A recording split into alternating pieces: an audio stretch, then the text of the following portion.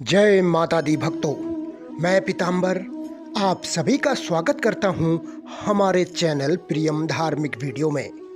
भक्तों, आज की वीडियो में हम बात करने वाले हैं दुर्गा सप्तशती के 9वें अध्याय के बारे में। 8 अध्यायों का वर्णन हम पहले कर चुके हैं।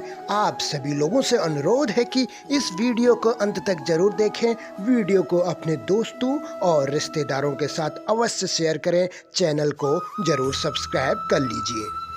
आइए भक्तों, दुर्गा सप्तशती के 9वें अध्याय का वर्णन हम सुनते हैं इस वीडियो में। दुर्गा सप्तशती का जो 9वां अध्याय है उसका शीर्षक है निशुंभ वध। सबसे पहले ध्यान कर लेते हैं। मैं अर्धनारीश्वर के श्री विग्रह की निरंतर शरण लेता हूँ। उनका वर्ण बंधुक पुष्प और सुवर्ण के समान रक्तपीत मिश्रित है। वह अपनी भुजाओं में सुंदर अक्षमाला, पास, अंकुश और वरद मुद्रा धारण करता है। अर्धचंद्र उसका आभूषण है तथा वह 3 नेत्रों से सुशोभित है। राजा सूरत ने कहा, भगवान, आपने रक्तबीज के वध से संबंध रखने वाला देवी चरित्र का यह अद्भुत महात्म्य मुझे बतलाया। अब रक्तबीज के मारे जाने पर अत्यंत क्रोध में भरे हुए शुंभ और निशुंभ ने जो कर्म किया उसे मैं सुनना चाहता हूँ।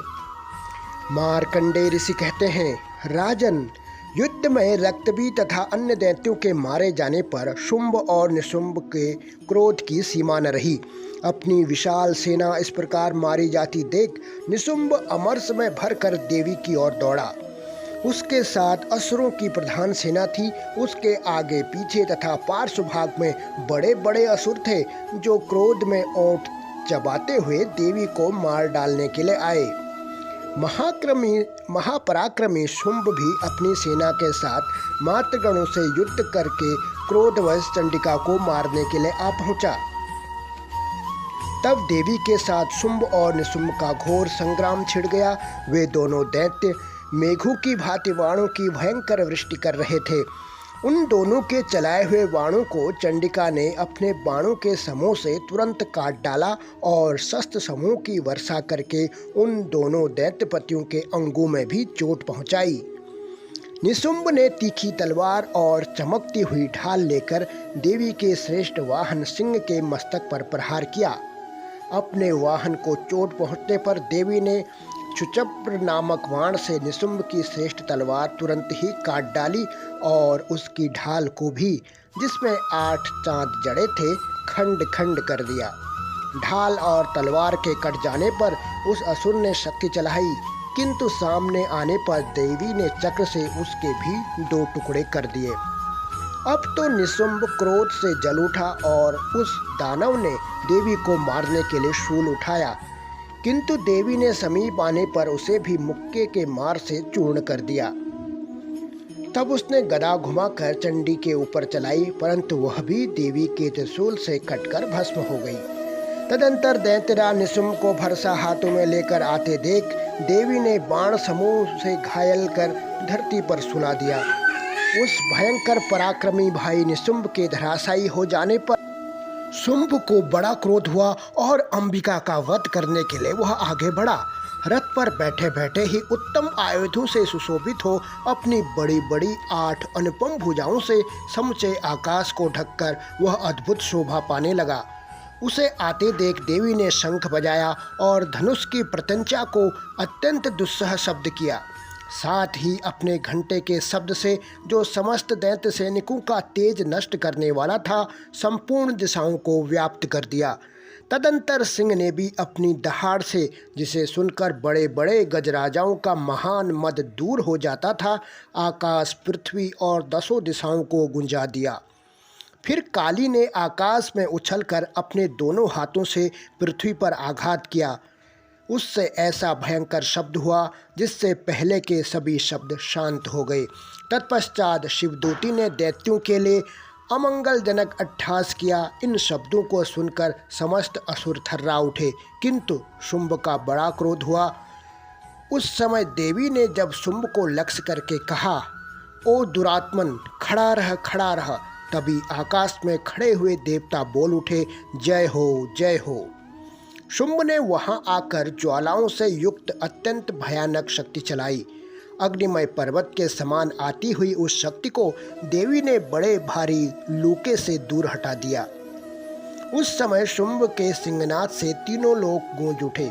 राजन, उसकी प्रतिध्वनि से वज्रपात के समान भयानक शब्द हुआ जिसने अन्य सब शब्दों को जीत लिया।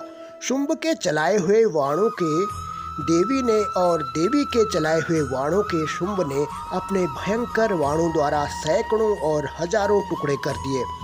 तब क्रोध में भरी हुई चंडिका ने शुंभ को शूल से मारा। उसके आघात से मूर्छित हो वह पृथ्वी पर गिर पड़ा। इतने में ही निशुंभ को चेतना हुई और उसने धनुष हाथ में लेकर बाणों द्वारा देवी, काली तथा सिंह को घायल कर डाला। फिर उस दैत्यराज ने 10,000 बाहें बनाकर चक्रों के प्रहार से चंडिका को आच्छादित कर दिया। तब दुर्गम पीड़ा का नाश करने वाली भगवती दुर्गा ने कुपित होकर अपने बाणों से उन चक्रों तथा बाणों को काट गिराया। यह देख निशुंभ दैत्य सेना के साथ चंडिका का वध करने के लिए हाथ में गदा ले बड़े वेग से दौड़ा। उसके आते ही चंडी ने तीखी धार वाली तलवार से उसकी गदा को शीघ्र ही काट डाला। तब उसने शूल हाथ में ले लिया। देवताओं को पीड़ा देने वाले निशुंभ को शूल हाथ में लिए आते देख चंडिका ने वेग से चलाए हुए अपने शूल से उसकी छाती छेद डाली।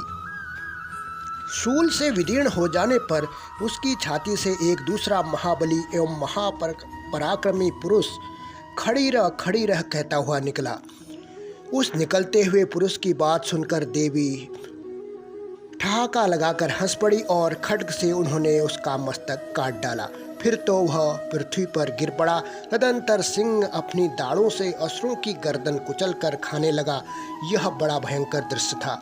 उधर काली तथा शिवदूती ने भी अन्य दैत्यों का भक्षण आरंभ किया। कौमारी की शक्ति से विदीर्ण होकर कितने ही महादैत्य नष्ट हो गए। ब्रह्माणी के मंत्रपूत जल से निस्तेज होकर कितने ही भाग खड़े हुए। कितने ही दैत्य माहेश्वरी के त्रिशूल से छिन्न भिन्न हो धराशायी हो गए। वाराही के थुथुन के आघात से कितनों का पृथ्वी पर कचूमर निकल गया। वैष्णवी ने भी अपने चक्र से दानवों के टुकड़े टुकड़े कर डाले। इंद्री के हाथ से छूटे हुए वज्र से भी कितने ही अपने प्राणों से हाथ धो बैठे। कुछ असुर नष्ट हो गए, कुछ उस महायुद्ध से भाग गए तथा कितने ही काली, शिवदूती व सिंह के ग्रास बन गए।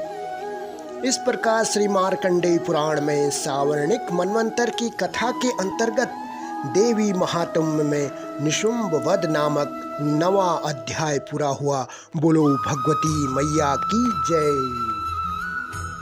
ओम जयंती मंगला काली भद्र काली कपालिनी दुर्गा क्षमा शिवा धात्री स्वाहा स्वधा नमोस्तुते।